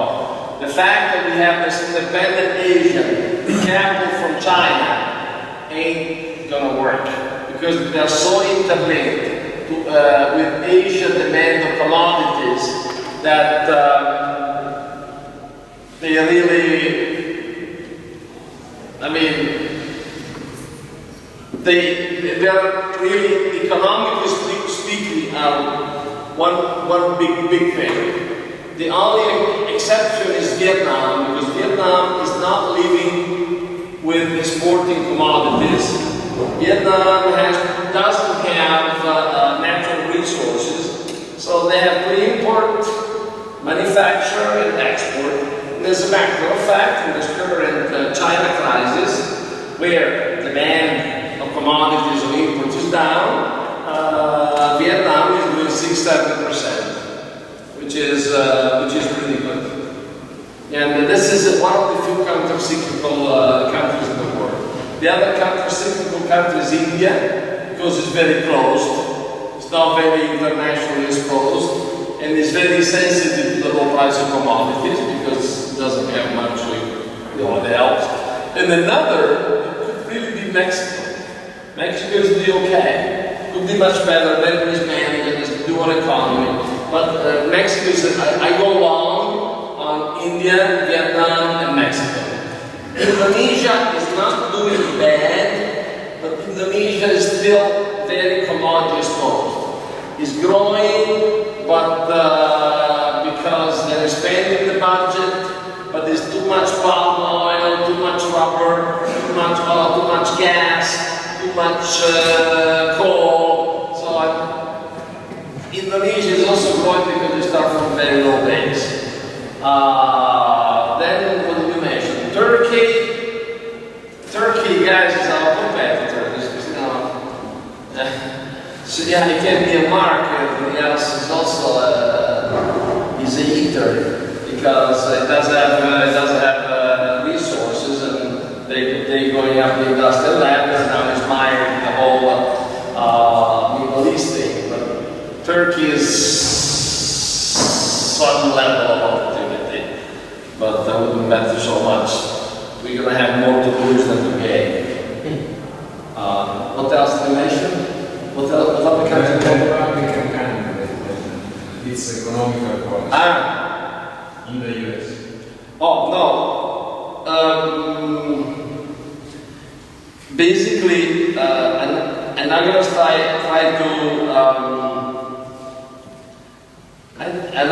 try to discuss who's going to win, who's going to lose. Okay, because it's irrelevant. Whoever wins, whoever loses, we are most likely going to have a Democratic Senate and the Republican House, and this is a bicameral system that even though it's presidential democracy, the president cannot do much without the bipartisan agreement in Congress, and then the Supreme Court. So let's not think the policy is going to be very different in case Trump is elected or Hillary is elected. Because something fundamental is happening in the country, which is the middle class is hurting, and they either go left and vote in Sanders or go left and vote in Trump. But it won't be easy to fix the disease of the middle class, the fact in 20 years salaries have not grown, and every candidate, no matter whether it's Trump or Clinton, every president will have to deal with what's going on in the States, and 4 years from the next election is going to get worse. So, these are things that will happen anyway. They will, I think, whether Hillary or Trump, they will mend fences with Russia. Most people in the US think that screwing up with Russia has been a big mistake. They will probably think that having 100,000 soldiers and the whole 7th Fleet in the Pacific, it ain't a good idea, and it doesn't make any more sense to stand up the first island chain, and there is a very strong agreement they may as well withdraw to the 3rd island chain. I'm sorry, Professor Quali. But they basically, the rationale, I spent 2 weeks in Washington, the rationale going in hearings in Congress, the rationale is, why do we have to spend $1 trillion trying to contain China in the Pacific, while the Chinese are buying our own country under our ass? This is absolutely, it's a nonsense.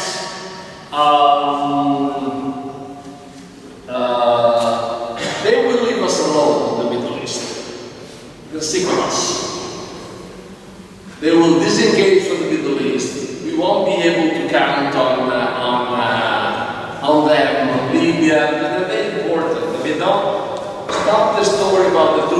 ground. They have the satellite, they have the drones, they have all that stuff. If they pull out, we are really in trouble. And they really don't, they look down at Europe, they think it's ineffective, they think there's a lot of blah, blah, blah. They think Europe is able to do anything without anything effective ever since the war against Serbia. So, I mean, the mentality of the people is, why are we there spending all the money and building bridges and roads for the Afghan and the Iraqi, and our own bridges are falling off? What do we care? Those guys never even met their own commitment in terms of defenses. Why do we have to spend 75% of NATO budget? Who cares about that? I think, and this is really, I get a lot of grief for this, I think they will be tempted to devalue the dollar massively. Because they've always been subject to other people's devaluation. Bank of Japan has devalued the yen, Bank of Korea has devalued the won. Bank of China has devalued the renminbi. They are really sick of being passive subject of other people's intervention.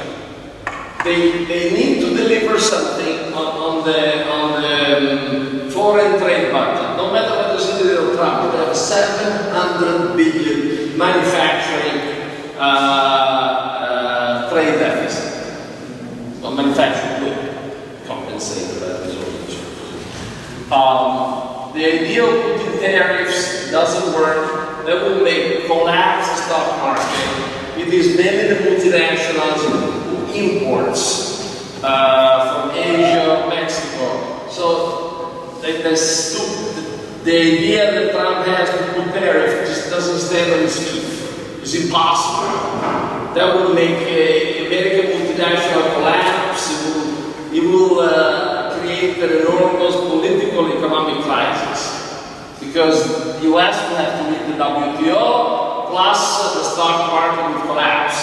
Because Ford won't be able to buy the wheels for his car, because they come from Mexico. I mean, stuff like that. Apple won't be able to deliver the iPhone, because they come from China. That is impossible. There will be increasing resistance to Chinese investment. By the end of this year, there was supposed to be a science. The business investment treaty was supposed to be signed between the US and China to open up investment in both directions. That won't be signed. And today I learned that this morning the Euro Parliament has voted against China for market economy status. And this has happened a lot because of US pressure on us. Because the US are saying, we are sick of you guys. I mean, you just open up to the Chinese, you go and join the bank, you don't pay your share in the Middle East, you go and fuck around in Libya, Sarkozy and Cameron, and we have to clean it up after you. We have enough. We have made a lot of mistakes, but we are done with ours, but we don't want to come and clean up after your mess now. You have the ability to decide. They will possibly see a pickup in demand in the States because they will finally do what they have to do, which is higher infrastructure spending. You know, they always live in this dogma, no tax increase, no infrastructure spending. Have you ever been in a US train? It's like it's a trip back to the past. I mean, they have no roads, no bridges. The whole political system is being managed by big multinationals, the so-called elite. So social goods have been left behind. We will see finally, I think, an unlocking of more infrastructural spending. They will not fix their manufacturing problem. They say, oh, we have no manufacturing anymore, no manufacturing anymore. You know what the problem is? Those guys don't have the skills to manufacture. They lost them. Those guys that work in Walmart, or Kmart, or Burger King, they can't work on a machine tool. Because being a blue collar today, it means to be able to work on a numerical And those guys have no skills. And you don't recreate skills in a 4-year presentation terms. They need a whole system of vocational school that doesn't even exist in the US. So don't fall for that. They won't sign the TPP, which is a Trans-Pacific Pact, because they think it's a big gift to Japan, because Japan has a duty on the pickup trucks.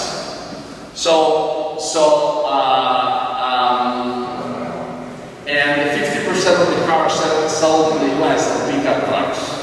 So there is a strong resistance by the auto industry, but especially the TPP does not allow a defense about evaluation done by other countries. So people are saying, why do we sign a TPP and we still are subject to competitive evaluation? That's why I think they would demand the dollars. If Hillary demanded the dollar, then she can get the TPP tax, and it's really too complicated. As I said, that was written before I found out. They will not grant China market economy status, and they will also prevent Europe from doing so. And while I was in the car, I was called up. That hasn't happened. Well, like it was noon today, am I right? And we as Europeans, as I said before, will become increasingly irrelevant. This is what's going to happen after the election. Now, next question was, see, I agree with you, Alberto, election is very important. But you know what happened? You know this Ferragamo, is very proud of producing leather goods in Italy and so on. Do you know the average age of Ferragamo suppliers? I think it's about 89. You know they cannot find people willing to work as leather workers. We have this damn mentality that you have to be white collar to make a living and possibly live in a bank and go home at 9 o'clock. Do you know you can make more money making shoes at the Ferragamo supplier? You know what is the biggest threat to our luxury industry? That they cannot find workers, young people who are willing to go through the effort to learn to become skilled leather workers. Okay? Maybe we are not hungry enough. Or maybe we think we are Germany. But we also have to learn to go back to those professions. And trust me, they pay. You know, if you're not making shoes, it's very complicated. It's more complicated than being an export manager, trust me. But for God knows what, our the whole culture in this damn system is that working with your hand is socially unattractive. So I agree, the market is gigantic. We just can't deliver. Because people want stuff made in Italy. Period.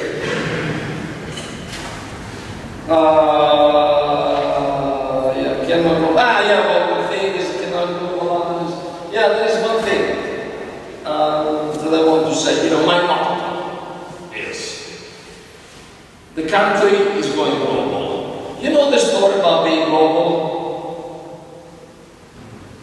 Can I say, am I allowed to say it in Italian? Yes.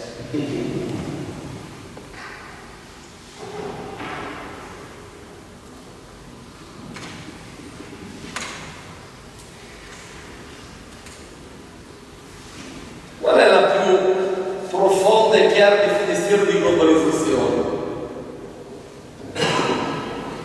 Risposta: la morte della principessa Diana. Ossia, una principessa inglese con un fidanzato egiziano ha fatto un incidente in un tunnel francese, viaggiando su un'auto tedesca con un motore olandese e guidato da un belga che era ubriaco a causa di un whisky scozzese, seguita di paparazzi italiani su motociclette giapponesi ed è stata curata dal dottore americano usando medicine brasiliane. Questa definizione mi è stata mandata da un canadese utilizzando la tecnologia dell'americano Bill Gates e tu stai leggendo questo sul tuo computer che utilizza chip taiwanesi e un monitor coreano assemblato da lavoratori bengalesi in una fabbrica a Singapore, trasportato dal camionista indiano, rapinato dagli indonesiani, scaricato da un siciliano, trasportato tramite un altro camion e a te grazie ai messicani che sono negli Stati Uniti legalmente perché il presidente attuale la Tinchene rifiuto di modificare la legge americana.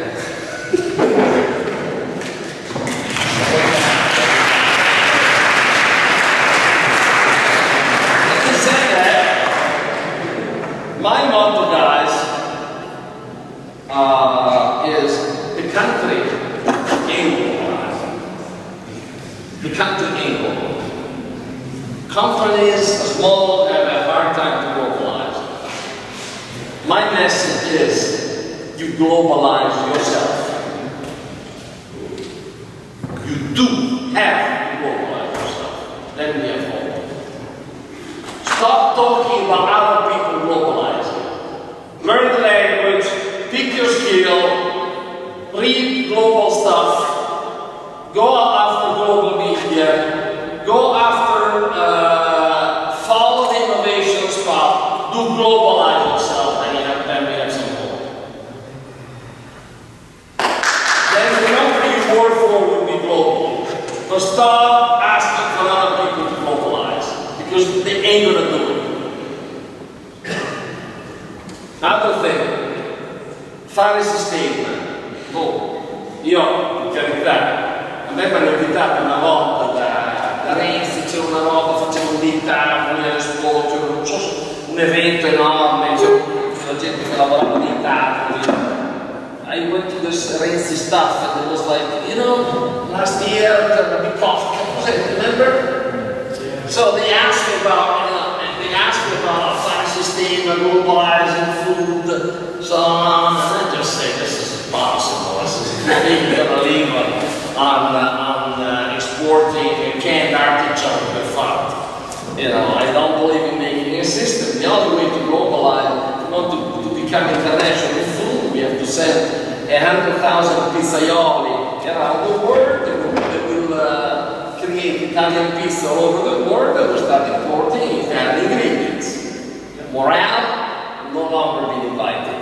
So it doesn't matter. So having said that, there are 3 industries that do well here in Italy. That over the course of the year we've done well. Food catering, like restaurants and so on. Our food is evolving. There are a lot of 3 stars restaurants. We have the best cooks in the world. You know why? Because it doesn't require the system. It's all built on the skill of an individual that decides to become a good cook and start traveling the world and start testing it itself. There's no fucking system in his way. You want to know another industry which is doing quite well? Why? You know why? Because there are thousands or millions of winemakers who try hard on their own to make wine, find their way, testing quality. There are some very good enologists, and the trick is all like personal ability and personal skills. And no system is required. You know why we have become good in luxury? Do you think that Mr. Bulgari or Mr. Gucci used to go to the Minister of Foreign Trade and Mr. Calenda and said, please Mr. Calenda, make a sindicato, sistema Italia, so they said Bulgari. You think they did that? They simply did the best jewels, the best shoes, the best something, and they made it. The areas we excel are areas where we do develop the skills and we are self-contained in developing them. And this is that message I'm trying to pass to you. Because if you expect the system is going to save your ass, ain't going to happen. Now, you're free to keep pursuing the system. I mean, I'm not trying to limit your freedom, but I also want to have the freedom to tell the truth. And then we both see at the end of the day who makes the more money.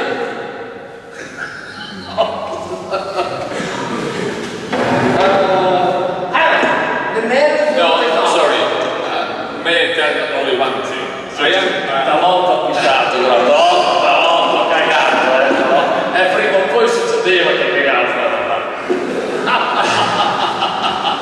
Well, honestly, I am a real supporter of individual responsibility.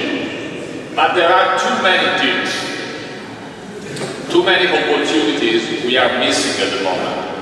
So of course, I feel that the single entrepreneur has to find his way, the single student has to find his way, or her way.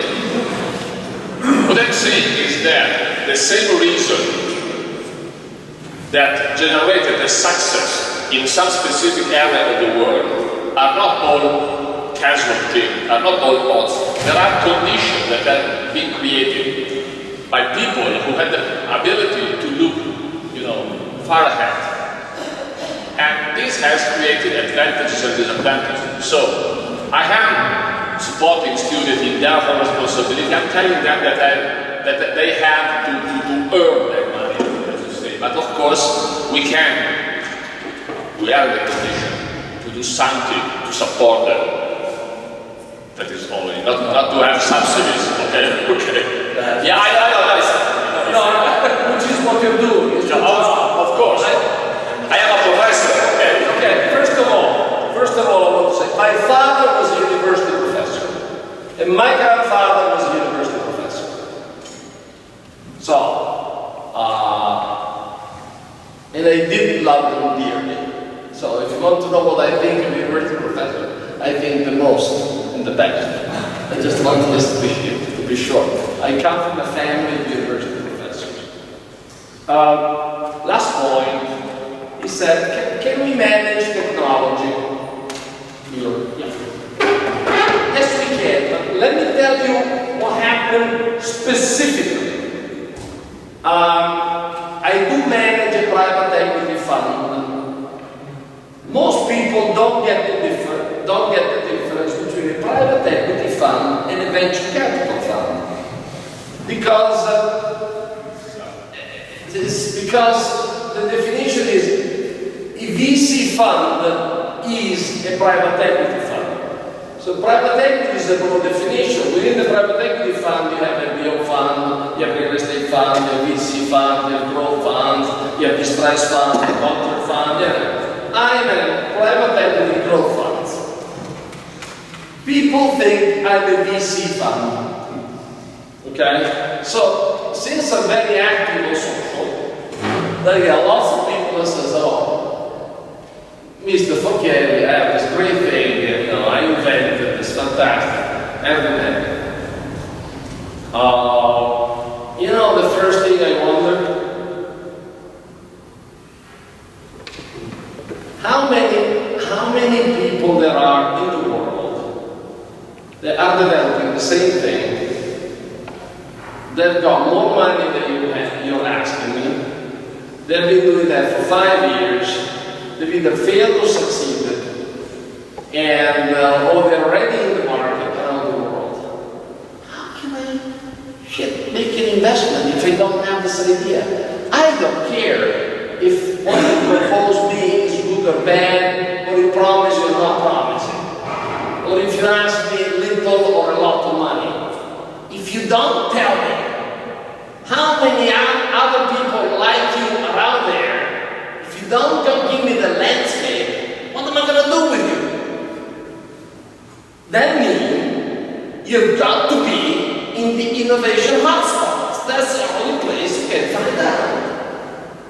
That means you have to be there with the media the lab of the university, to see what they're making, to see what's coming out, because that information is there public. But you come to me and ask me for money, you don't even put up the effort to see what they're developing in place, they're supposed to be ahead of you? Who the hell? Of course, if you're connected, you can do anything. In a connected world, in a 3D printing world, you can't do everything. Okay, you can just like develop a chip or whatever. You're connected, something you get produced there, then you come here, it's fine.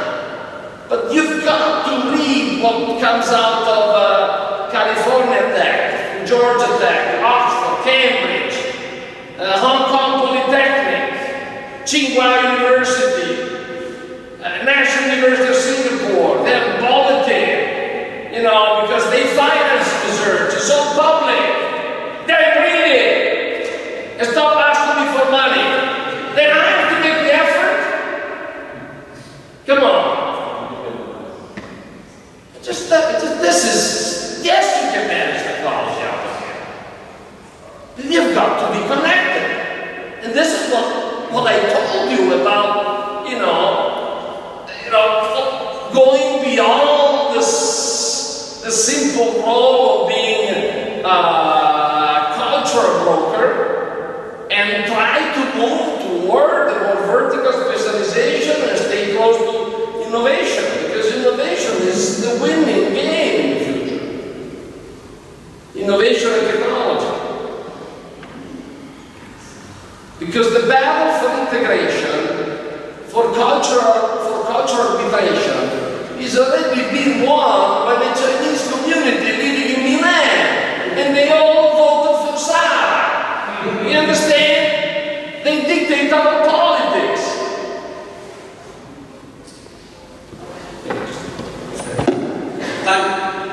Time for some questions. Okay, question for the audience. Come on, would like to start?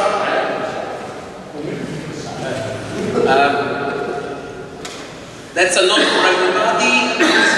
Use yourself. Be quick and powerful in order to have time for more than me.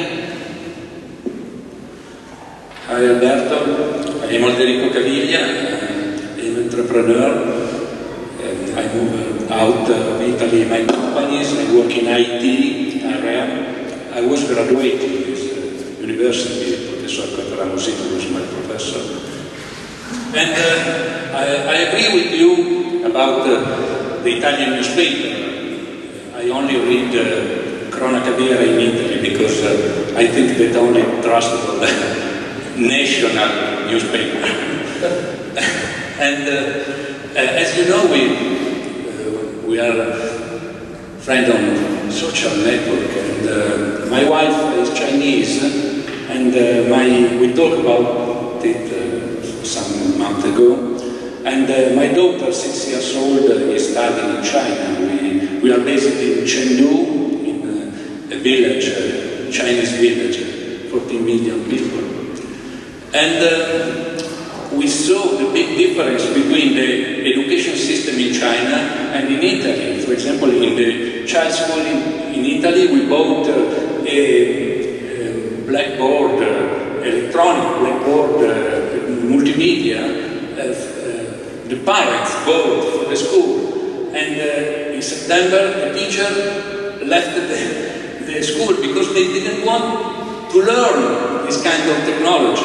And in the child school of my daughter in China, she stayed there 12 hours every day, and she learned a lot of things, and she has a tablet. She came back home at 7 o'clock, and she's doing homework every evening. So I think that there is no hope for the next generation in Europe. And also I have another story that happened in Chengdu, because they made some years ago 3 lines of underground, and in Chengdu it's supposed that Marco Polo stayed there for a long time, and they say, okay, okay, maybe we can find something interesting, and they opened 2 museums. One friend of my wife, university friends, was director, and is director of one of these museums. And when she got this work, she said, okay, I asked the consultant to a country where there is people that as a tradition, the culture, and also they have the 40% of the heritage and the art and history of the world. They went to the consulate, the embassy, and they asked, can you suggest me some people? And they say, oh, get lost. Nobody wants to come here. So now there are all people from all around the world, no Italian. So this is fare sistema. I think that there is a public part that doesn't want to do fare sistema. So I think that there is no hope, and I think that we have to say to this student that they have to think to become global and to maybe to go out to work and to continue their life. I want to know, what do you think about it? So you said so many important things. The fact that we have to go global and get the rest out of here is well, I even wrote a book saying why kids should leave Italy, study in Italy, but then leave. So you got me absolutely right. If the second question is all my speech talking about getting out and so on. The second thing is, yes, absolutely, Asian kids are they're superior. They study like crazy, they start studying when they're 2 years old. You get to a point where in the US university they put the quota of Asians, because otherwise the university will be totally full of Asians. So they put the quota, and now one's being sued by the Asian Student Association, because they try to control and limit the number of Asian students that actually university. So they require Asian students a high requirement. In China, for example, well, I always thought that math was a genetic thing. So, because in Italy you say, oh, I'm not good at math, so I'm not good at engineering. So I said, well, Asians are really superior in mathematics, until it turned out they simply studied harder. And since the world is requiring more and more scientific skills, they have a tremendous advantage because they're much better than we are in math. If you have a scientific degree, you're much more likely to find an international job if you're an engineer, biologist. But to be able to do that, you have to study math. And in China, they make kids study like they know that they have to learn math when they're like 3, 4 years old. In our culture is, I talk to the kid and they say, how is math? I'm not really good at math. That's it. Tolerate. That's not tolerable. There are no people that are not good at math. If you study, you're good at math. So what I think, this is what I think they will eat us alive. I do think the Bangladesh, the Indians, 50% of the faculty at Harvard is Indian. Not just the Chinese, the Bangladesh, all of them. But I keep telling kids that it wasn't the subject of this topic, but I do believe. I'm a great admirer of Tiger Mom. Is the mother making kids study, and unfortunately, what is the reverse of the coin?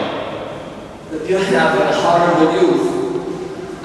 You don't play anything, you never play. All you do is study. And And then before you realize it, you're old and you marry, you have kids, and the life is finished. The life never starts. It's not the life we've been used to. Yet, I see most of us probably has to be pleasant. You, but that's a really different subject. I don't want to hold you with this. I implore you to do your best from now on. Good. Another question? Come on, a couple of quick question and answers. Good.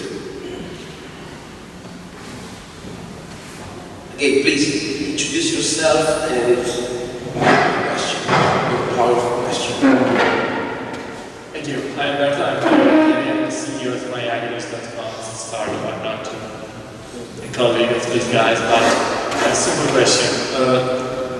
What's the smartest way to scale up in other countries right now? As you said, yeah, we are all global, but a small company starting from Italy, ready to scale up to other countries right now. What's the smartest way to do this in this particular world of today, with these features that you said that you told us? Yeah, we're all global, but it's not easy for a small startup in Italy. What's the smartest things that I can do, and what the best, the biggest mistake I can do? To start the company? No, not to scale up. To scale up? Scaling the other What kind of companies? We can do any? It's big data in sports, the sports analytics.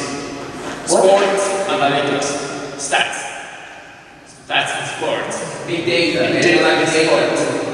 I analyze I analyze players, and I understand what's the best players for you to win the game or to win the competition. Big data analysis. You do big data analysis, and you want to create a company. No, I have my company. It's going great. I am the first Italian company selected from the MIT in 10 years of conferences in sports analytics. So we are great right now, but I have to scale now from Italy to US, Turkey, Spain, Portugal, or whatever. I have a good content in China too, but as you said, it's not easy, and it's not it's not easy for a small company. So what's the biggest mistake I can make in this phase, this step? And what's the best thing I can do to do this?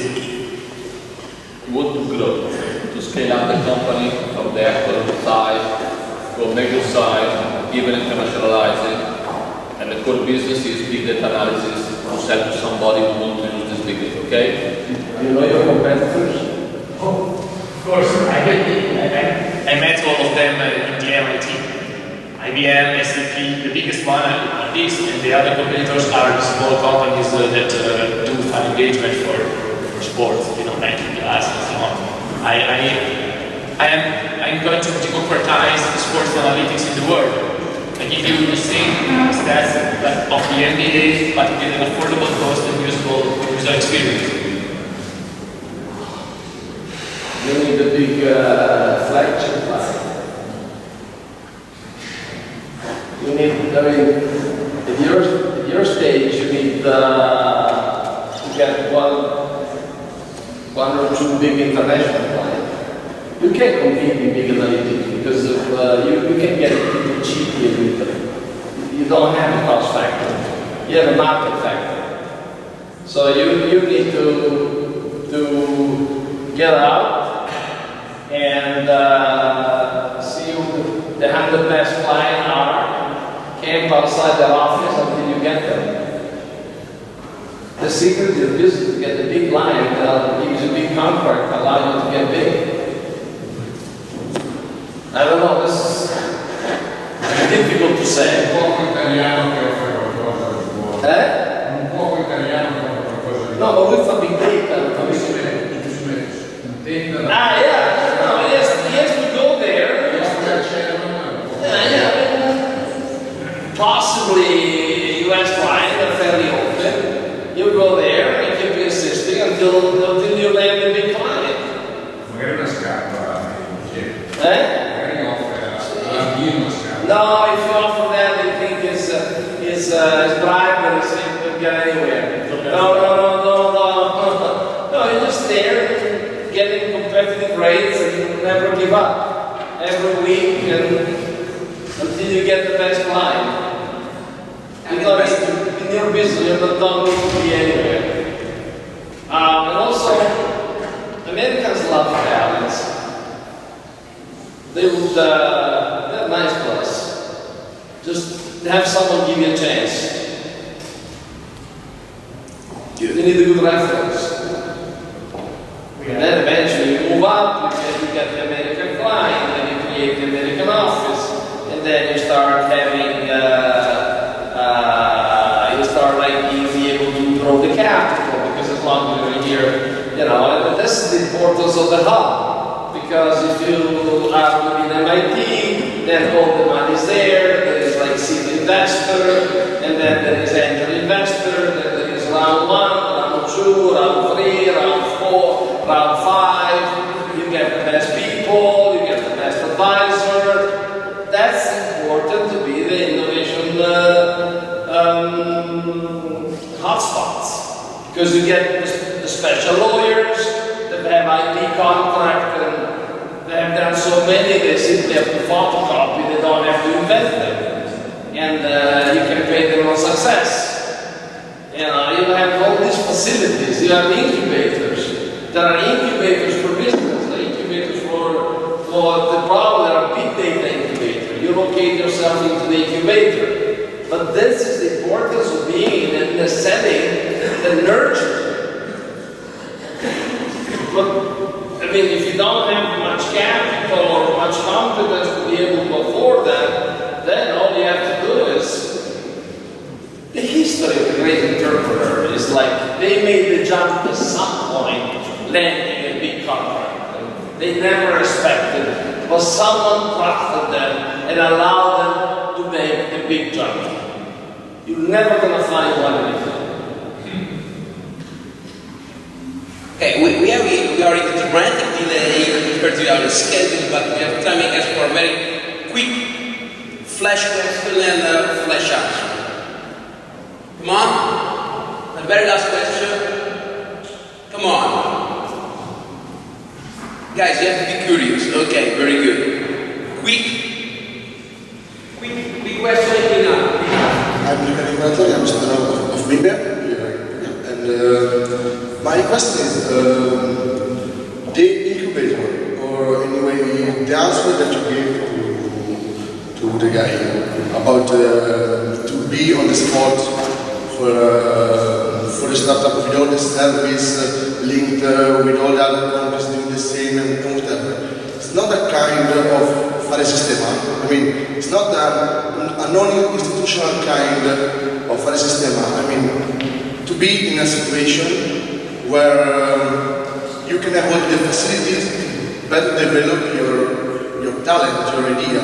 It's not a kind of... no, il sistema l'ha fatto gli altri, cazzo! Porca troia! C'è una bella differenza! It's a big difference between using systems done by others who know how to do it, and telling ourselves we can do systems when we can't do them. There is no innovation ecosystem without the great university at the basis of it. How much has the Italian government spent on universities? After 30 some years I graduated, I went to teach in Bologna, and the university was the same I graduated from 35 years before, but he had 10 times the students and 1/10 the jobs available. You understand? There's a big difference. This innovation ecosystem or system, they are created by people who know how to do. And every time there's a university in the middle. In Boston there are more than one. Wow. Okay? Of course, that's why I'm saying, because I'm asking you, for Christ's sake, to inject into somebody else's system. That's what I'm saying. I'm not saying the system doesn't work. I'm saying that we Italians are not good at systems. During World War II, our entire fleet in the Mediterranean was much bigger than the British fleet. But the biggest loss to the British fleet was inflicted by a very, very small group of Navy SEALs. They used to go with those torpedo under the keel of the ship and sank the ship. Erano rimessi d'assalto durante l'appello. Hanno fatto saltare più navi inglesi dei 10 lì che tutta la marina italiana messa insieme, capisci? Cazzo, la storia ci insegnerà qualcosa, per Dio. C'ha ancora ragione, non crederci più. Thank you so much. Unfortunately, the time is really, really over. This was a very great conclusion, so... Great. No, a great conclusion. Mettiamo le parole. Good message. Alberto, this is a very small present for you. This is a special edition of the story of University of Pavia.